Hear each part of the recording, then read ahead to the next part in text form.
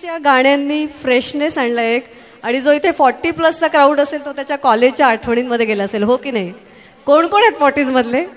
असो नाही विचारत होय. 90ची शृंखला पुढे नेतोय. 1996 मध्ये एक चित्रपट आला होता सपने, जो तमिळ भाषेतील मिन्सारा कनाऊचा हिंदी डब्ड व्हर्जन होता. त्यातलं हे आयकॉनिक गाणं जिथे प्रभुदेवाचं व्यक्त होणं त्याच्या नृत्यातून होतं आणि काजोलचं तिच्या डोळ्यांमधून. बघूया श्रद्धा या गाण्यासाठी तिच्या नृत्यातून काय वेगळेपण घेऊन येते. एकच सांगते, श्रद्धा आता तिच्या नृत्याबद्दल सांगेल, ती नृत्य सादर करेल तेव्हा त्याच्यात काही सरप्राईज एलिमेंट्स आहेत. समजा शेवटी जे बसले आहेत त्यांना ते दिसत नसेल तर तुम्ही उभं राहू शकता असे साईडला गोलाकार, आणि त्या तिच्या नृत्याचा आनंद घ्या. कारण खूप मेहनतीने कष्टाने कलाकार आपली कला सादर करतात आणि ती सगळ्यांपर्यंत पोहोचावी असं आमच्या मनात असतं. ठीक आहे. नमस्कार. आज इथे सगळे जमलेत, माझा परिवारच समजते आणि सादर करते काहीतरी. ॲक्च्युली जसं लहान मुलांसाठी चंद्र चांदोमामा असतो, त्याच्यानंतर रासलीला कृष्ण कोजागिरीमध्येच खेळली जाते असं म्हणतात, त्याचप्रमाणे अजून एक सांगेन की आपल्या लहान म्हणजे आम्ही जेव्हा लहान होतो किंवा आपली मुलं जेव्हा लहान असतात तेव्हा त्यांच्यासाठी त्यांचे आईबाबा खूप काही असतात. सगळं चालायला, बोलायला, खेळायलासुद्धा ते शिकवतात. आज माझे बाबा जाऊन 3 वर्ष झालेत. त्यांना एक समर्पण म्हणून त्या थीम बेस्ड असं परफॉर्मन्स करण्याचा प्रयत्न करते.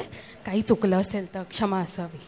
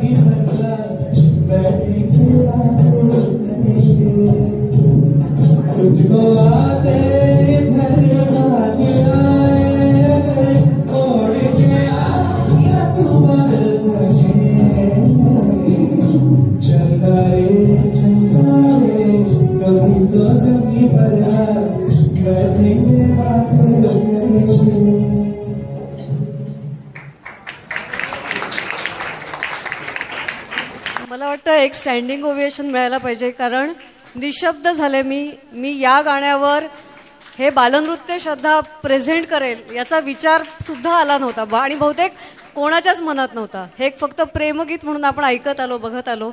श्रद्धा, तुझं खूप खूप अभिनंदन. मन जिंकली.